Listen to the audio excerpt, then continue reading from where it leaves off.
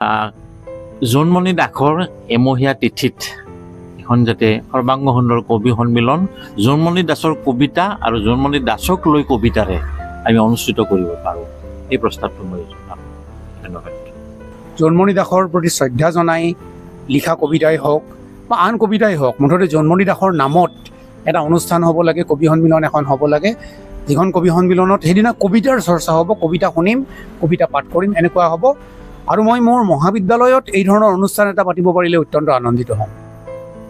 আচলতে আমাৰ বৰপেটাৰ যিখিনি কবি সমাজ আছে, কবিতা লিখি কবিতা আবৃত্তি কৰে, তেওঁলোকৰ কৰ্মৰাজিৰ মাজেৰে এই জোনমণি দাসক জীয়াই ৰখাৰ কাৰণে যিটো প্ৰচেষ্টা ল'ব লাগে, অন্ততঃ সেইটো কৰিব বুলি মই আশা ৰাখোঁ।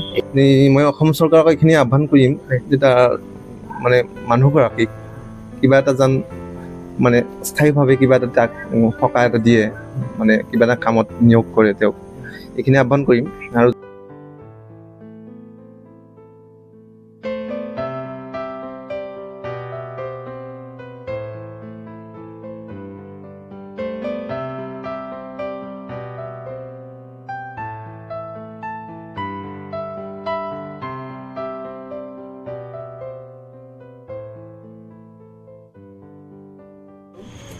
আমি ইতিমধ্যে গম পাইছোঁ যে আমাৰ এজন সতীৰ্থ কবি তথা শিশু সাহিত্যিক জোনমণি দাস আৰু আমাৰ মাজত নাই।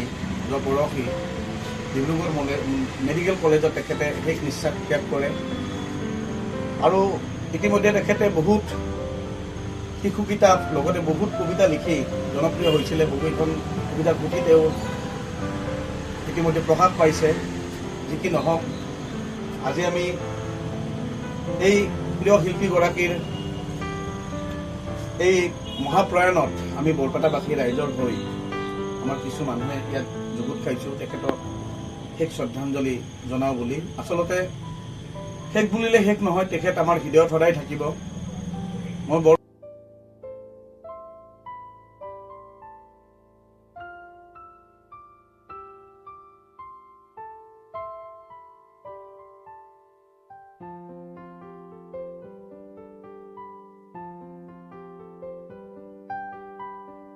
মুক্তিত নিস্পৃহ হৈ মই জীয়াই আছোঁ।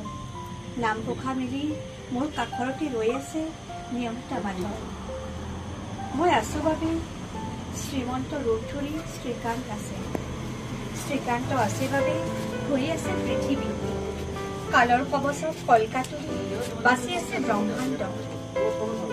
মণিকূটৰ ভিতৰত মই তেওঁক বিচাৰোঁ, ধূপৰ ধোঁৱা কৰি তেওঁক বিচাৰোঁ। মই তেওঁক বিচাৰোঁ ইথাৰত কবি থকা শব্দ তৰংগ, চকুৰ কেন্দ্ৰ। অন্ধজনেও তেওঁক বিচাৰে। ভাগৱত পঢ়ি ভাগৰি যোৱা জনে জানিব খোজে পৰশালা ইতিবৃত্ত। গতিহীনতাৰো গতি আছে, গতি আছে ৰৈ থকা খোজত। কচে খোজকাঢ়ে মাটিৰ তলে। তেওঁৰ কবিতা এটি পাঠ কৰিছোঁ।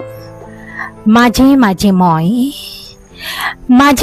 মই মৰি যোৱাৰ কথা ভাবোঁ আৰু প্ৰতিবাৰেই জন্ম লওঁ নিজে গঢ়া এখন বিধ্বস্ত নগৰত। জীৱন্তৰ জোখাৰে মানুহক যিমানখিনি দুখ লাগে, জীৱন্তৰ জোখাৰে মানুহক যিমানখিনি দুখ লাগে, সিমানখিনি দুখ মোৰ সাঁচতীয়া ভঁৰালত নাই। মাজে মাজে মই হেৰাই যোৱাৰ কথা ভাবোঁ, মাজে মাজে মই হেৰাই যোৱাৰ কথা ভাবোঁ আৰু হেৰাই যোৱাৰ আগতেই ঘূৰি আহি টুকুৰিয়াই থাকোঁ জীৱনৰ জীৰ্ণ দুৱাৰত। যাত্ৰা এটা আৰম্ভ কৰাটো সহজ, যাত্ৰা এটা আৰম্ভ কৰাটো সহজ। স্থিৰ লক্ষ্য এটা নাথাকিলে ৰাস্তা এটা বিচাৰি লোৱাটো টান। মাজে মাজে মই কবিতা নিলিখাৰ কথা ভাবোঁ, মাজে মাজে মই কবিতা নিলিখাৰ কথা ভাবোঁ আৰু অজ্ঞাতেই অকস্মাত আৰম্ভ কৰোঁ শেষৰটো কবিতা। প্ৰিয় বন্ধু বান্ধৱীসকল, আজি মই যিটো অনুষ্ঠানত উপস্থিত আছোঁ, খুব এটা সুকৰ অনুষ্ঠান, এটা শ্ৰদ্ধাঞ্জলি অনুষ্ঠান। জোনমণি কবি, জনপ্ৰিয় কবি জোনমণি দাসলৈ শ্ৰদ্ধাঞ্জলি অনুষ্ঠান। ইয়াত সকলো গুণমুগ্ধ আজি ইয়াত উপস্থিত আছে। আচলতে আমি আজি মৰ্মাহত হৈ পৰিছোঁ, তেখেতৰ এনেকুৱা এটা অনুষ্ঠান আমি কৰিব লগা হৈছে। মোৰ লগত অমিয় দা আছে। দাদা, জনপ্ৰিয় কবি জোনমণি দাসৰ আজি আমি শ্ৰদ্ধাঞ্জলি অনুষ্ঠান পাতিব লগা হৈছে। দৰাচলতে যদিও আমি এই শ্ৰদ্ধাঞ্জলি অনুষ্ঠানত উপস্থিত হৈছোঁ বা পাতিছোঁ, আচলতে আমি খুব খৰতকীয়াকৈ অনুষ্ঠানটো কৰিব লগা হ'ল। আচলতে তেখেত আমাৰ মাজৰ পৰা আঁতৰি যোৱাৰ কথা নাছিলে, কিন্তু নিয়তিৰ ওচৰত হাৰ মানি আঁতৰি যাবলৈ বাধ্য হ'ল। কিন্তু এই কম সময়তে যিখিনি দি গ'ল, তেওঁ তাৰ জৰিয়তে অমৰ হৈ ৰ'ব। তেখেতৰ বিষয়ে, তেখেতৰ কবিতাৰ বিষয়ে, তেখেতৰ সান্নিধ্যৰ বিষয়ে ভাইটি পিংকুজিতে ক'ব ইন ডিটেইলছ। মই এটা আজি অনুষ্ঠানত এই মুহূৰ্তত মনলৈ অহা অনুভূতিৰে এটা প্ৰস্তাৱ জনাব খুজিছোঁ। উদ্যোক্তা যিকেইজন ব্যক্তিয়ে এই অনুষ্ঠানটো আগবঢ়াই আনিছে, আগধৰিছে, তেওঁলোকলৈ এটা প্ৰস্তাৱ দিছোঁ আৰু আমি সহযোগ কৰিম। প্ৰাণৰ কবিগৰাকী, প্ৰিয় কবিগৰাকীৰ জীৱনটোৱে হৈছে কবিতা। যদিও শিশু সাহিত্যিক আছিলে বা বেলেগ বেলেগ কিছু লিখা মেলা কৰিছিলে, কিন্তু তেওঁ জীৱনটোৱে আছিলে কবিতা। তেওঁৰ কবিতা আত্মা বহু কবিতাৰ মাজেৰে তেওঁ প্ৰকাশ কৰিছিলে। গতিকে তেখেতৰ আত্মাটো আমি বিচাৰিম কবিতাৰ মাজেৰে। যে এই মুহূৰ্তত এটা নিৰ্দিষ্ট দিনত হ'ব পাৰে তেখেতৰ বিয়োগৰ এমহীয়া দিনটোত আমি যদি বৰপেটাৰ বা ওচৰৰ পাজৰৰ যিখিনি কবি হওক, সাহিত্যিক হওক বা শিল্পী মনৰ যিখিনি ব্যক্তি আছে, সমবেত হৈ তেখেতৰ কবিতাৰেই তেখেতক যদি শ্ৰদ্ধাঞ্জলি জনাওঁ, লগতে তেখেতৰ বিষয়ে লিখা কবিতাৰে কিছু সংখ্যক কবিৰ এখন যদি আমি অনুষ্টুপীয়াকৈ হওক কিন্তু ভাল লগা ধৰণৰ কবি সন্মিলনেৰে তেখেতক যদি শ্ৰদ্ধাঞ্জলি জনাওঁ। আৰু মই অনুৰোধ জনাইছোঁ, এই মুহূৰ্তত আমাৰ মাজত উপস্থিত আছে বৰপেটা মহাবিদ্যালয়ৰ মাননীয় অধ্যক্ষ বন্ধুবৰ বিৰিঞ্চি কুমাৰ দাস। তেখেতে যদি সেই সুবিধাখন তেখেতৰ তাতে কৰিবলৈ দিয়ে, ভাইটি কৃষ্ণাংগক মই এই অনুৰোধ জনাইছোঁ, তেখেতে ব্যৱস্থাটো লওক। জোনমণি দাসৰ এমহীয়া তিথিত এখন যাতে সৰ্বাংগ সুন্দৰ কবি সন্মিলন জোনমণি দাসৰ কবিতা আৰু জোনমণি দাসক লৈ কবিতাৰে আমি অনুষ্ঠিত কৰিব পাৰোঁ, এই প্ৰস্তাৱটো মই জনাম। ধন্যবাদ। ছাৰ, জোনমণি দাসৰ যিটো এটা অনুষ্ঠান, আজি যি শ্ৰদ্ধাঞ্জলি অনুষ্ঠান, আৰু অমিয়দাই কথাখিনি অকণমান আগবঢ়াইছে, এটা প্ৰস্তাৱ কেনেধৰণে ক'ব? প্ৰথমে মই অনুষ্ঠানটোৰ বিষয়ে কওঁ। মই অনুভৱ কৰোঁ যে জোনমণি দাসৰ যিখিনি কবিতা পঢ়িছোঁ, ভালেখিনি কবিতাই পঢ়িছোঁ বা জোনমণি দাসৰ কবিতা সম্পৰ্কে বহু আগৰ পৰাই জ্ঞাত। এটা কৌতূহলো আছে মানুহগৰাকীৰ প্ৰতি, কবিগৰাকীৰ প্ৰতি। মোৰ যিটো অনুভৱ সেইটো হ'ল, মই অলপ আগতে কৈছোঁ যে জোনমণি দাসে কেৱল কবিতা লিখা নাছিল, তেওঁ কবিতা যাপন কৰিছিল। আমি যেনেকৈ জীৱন যাপন কৰোঁ, তেওঁ কবিতাক জীৱনৰ দৰে যাপন কৰিছিল। আৰু এইটো মন কৰিবলগীয়া কথা, আমাৰ সামাজিক ব্যৱস্থাৰ কাৰণে হওক বা আন কাৰণতেই হওক, যিবিলাকে কবিতাক যাপন কৰে সেইসকলৰ জীৱনবিলাক বৰ সহজ হৈ নাথাকে। আৰু হয়তো জোনমণি দাসৰ ক্ষেত্ৰতো সেইটোৱে হ'ল, তেওঁ বহুত কম সময়তে আমাৰ মাজৰ পৰা আঁতৰি গ'ল। এতিয়া তেওঁ ইমান দিনে বহু কবিতাই লিখিলে, কিন্তু তেওঁ জীয়াই থকা হ'লে আৰু বহুত কবিতাৰ সৃষ্টি হ'লহেঁতেন, আমি বহুত কিবা কিবি পালোহেঁতেন, সেই কথাটো আছে। দ্বিতীয় আৰু এটা কথা মন কৰিবলগীয়া কথা যে জোনমণি দাসৰ কবিতা সম্পৰ্কে বহু কম চৰ্চা হৈছে।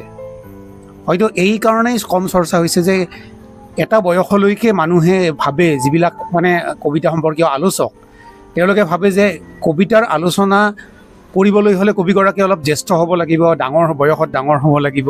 গতিকে কম বয়সীয়া হ'লে তেওঁলোকৰ কবিতা এতিয়াই আলোচনা কৰিব নোৱাৰি। এইটো এটা ভুল ধাৰণা বুলি মই ভাবোঁ।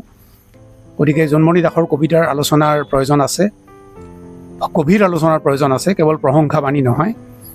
আৰু অমিয় কুমাৰ দাস, বন্ধু অমিয় কুমাৰ দাসে যিখিনি কথা ক'লে, মই অতি আগ্ৰহেৰে এই মানে প্ৰস্তাৱটো গ্ৰহণ কৰিম যে জোনমণি দাসৰ স্মৃতিত, জোনমণি দাসৰ প্ৰতি শ্ৰদ্ধা জনাই লিখা কবিতাই হওক বা আন কবিতাই হওক, মুঠতে জোনমণি দাসৰ নামত এটা অনুষ্ঠান হ'ব লাগে, কবি সন্মিলন এখন হ'ব লাগে, যিখন কবি সন্মিলনত সেইদিনা কবিতাৰ চৰ্চা হ'ব, কবিতা শুনিম, কবিতা পাঠ কৰিম, এনেকুৱা হ'ব। আৰু মই মোৰ মহাবিদ্যালয়ত এই ধৰণৰ অনুষ্ঠান এটা পাতিব পাৰিলে অত্যন্ত আনন্দিত হ'ম। জোনমণি দাস এগৰাকী প্ৰসিদ্ধ কবি অসমৰ কবিতা জগতৰ, আৰু ইতিমধ্যে এই সম্পৰ্কে প্ৰিন্সি দাস বা অমীয়া কুমাৰ দাসে যথেষ্টখিনি ক'লেই। কিন্তু আমি আশা কৰোঁ এই যিটো প্ৰস্তাৱ বৰপেটা মহাবিদ্যালয়ত জোনমণি দাসৰ মৃত্যুৰ এমাহৰ দিনাখন কবি সন্মিলন পতাৰ যিটো আয়োজন কৰিব লাগে, সেইটো অত্যন্ত জৰুৰী। আৰু ইয়াৰ লগতে আচলতে আমাৰ বৰপেটাৰ যিখিনি কবি সমাজ আছে, কবিতা লিখি কবিতা আবৃত্তি কৰে, তেওঁলোকৰ কৰ্মৰাজিৰ মাজেৰে এই জোনমণি দাসক জীয়াই ৰখাৰ কাৰণে যিটো প্ৰচেষ্টা ল'ব লাগে, অন্ততঃ সেইটো কৰিব বুলি মই আশা ৰাখোঁ। এইখিনি মই ধন্যবাদ। মোৰ কাষত আছে পিংকুজিৎ দা আছে। তেখেত জোনমণি দাসৰ একদম ঘনিষ্ঠ ব্যক্তি আছিল, খুব বন্ধু আছিল তেখেত জোনমণি দাসৰ। আজি যিটো ঘটনা, আমি সকলোৱে গোটেই অসমবাসী মৰ্মাহত হৈ পৰিছে তেখেতৰ এই মৃত্যুৰ খবৰত। এজন আমি ভাল কবিক আমি হেৰুৱাইছোঁ। এইখিনি সময়ত পিংকুদাৰ পৰা যদিও অকণমান পিংকুদাৰ ক'বলৈ কষ্ট হ'ব, তথাপি পিংকুদাৰ পৰা অকণমান জানিব খুজিম যে তেখেতৰ লগত যি আপোনাৰ এক আত্মীয় সম্পৰ্ক আছিল, আত্মিক সম্পৰ্ক, অকণমান কেনেধৰণে তেখেতৰ কথাখিনি তাক মই সি বুলিয়ে কওঁ। সি মোক দাদা বুলি মাতিছিল, অলপ ডাঙৰ মুখে। তাক যেনেকৈ আনেও মোৰ নিচিনা বহুতে সান্নিধ্য পাইছে, তেনেকৈ ময়ো পাইছোঁ তাৰ সান্নিধ্য। আৰু ই খুব অতিথিপৰায়ণ, খুব খুৱাই মেলি মানুহক খুৱাই ভাল পায়। আৰু কবিতাৰ কথা আমি খুব কমকৈ পাতোঁ, কিন্তু কবিতাৰ প্ৰকাশ হ'লে মই জনাওঁ কি কয়। সেয়া আৰু কবিতাৰ লগত থাকে। আনি তাই মোক মানে প্ৰিন্সি ছাৰে কোৱাৰ নিচিনা, সি আচলতে যাপন কৰিছে কবিতা, হৃদয়ে মানে অন্তৰেৰে একদম কবিতাতে মজি থাকে। আৰু তাৰ বহুত কষ্ট কৰি তাৰ আগতে প্ৰথমতে মই পাইছিলোঁ তাৰ মানে ঠিকনা পাইছিলোঁ শব্দ ব্ৰহ্ম, শিৱসাগৰ। কিবা হয়তো সি ছপা হলত কাম কৰিছিল, তাতকৈ কষ্ট মষ্ট কৰি গুৱাহাটী আহিলে। গুৱাহাটীত 5-6জনত কাম কৰিলে, প্ৰিণ্টাৰ্ছত বা ছপা মানে পাব্লিকেশ্যনত। তাৰপিছত তেতিয়া সি বহুত বছৰ কৰিলে 5-6জনত। তাৰপিছত সি প্ৰান্তিকত এটা চাকৰিৰ কাৰণে এপ্লাই কৰিছিল, তাত পালে। তাত সি জনোৱা নাছিল, মোক গোপনে কৈছিলে। এইটো কথা মনত কাকো নক'ব, প্ৰথমতে আপোনাক জনালোঁ, আপোনাক ভাল পাওঁ। গতিকে সি প্ৰান্তিকত পোৱাৰ পিছত ভাল লাগিছিল, অলপ তাৰ আৰ্থিক সকাহ হৈছিল। কিন্তু এইখিনিতে এটা কথা, প্ৰান্তিকত যিখিনি সি পাইছিল আমি নাজানো, তাৰ কাৰণে সংসাৰ চলোৱাটো ঠিক নহয় আচলতে, সিমানখিনি নোজোৰে। তাৰ মাজতো সি কষ্ট মষ্ট কৰি কবিতা লিখি আছে। মই এটা কথা উল্লেখ কৰিম ইয়াত যে সি খুব অকালতে গ'ল।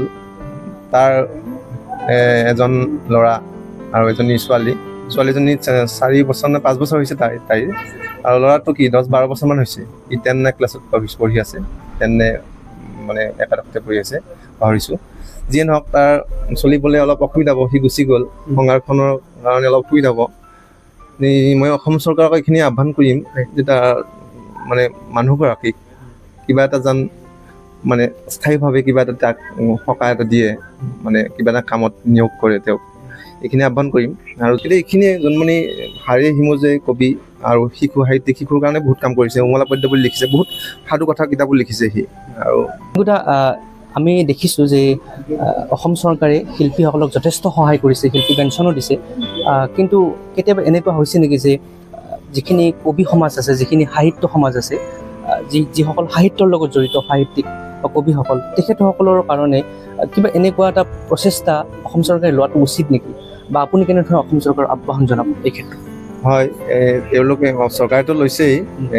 তাৰ মাজতো মই ক'ব খোজোঁ, এনেকুৱা ধৰণৰ পৰিয়ালবিলাক থাকে বা কম বয়সতে গুচি যায় কিছুমান মুৰব্বী বা এনেকুৱা কবি, যিসকলে ভাষাটোৰ কাৰণে, ভাষাটোক চৰ্চা কৰে, ভাষাটোৰ কাৰণে মানে অন্তৰখন থাপি দিয়ে, জীৱনটো থাপি দিয়ে। তেওঁলোকক অলপ বা পৰিয়ালক তেওঁলোকে মানে স্থায়ীভাৱে এটা সকাহ দিব লাগে মোৰ বোধেৰে। এইখিনি মই অসম চৰকাৰক বা মাননীয় আমাৰ শ্ৰদ্ধাৰ মুখ্যমন্ত্ৰীজনক আহ্বান জনাম, তেওঁ যেন এইটো চায় কথাটো।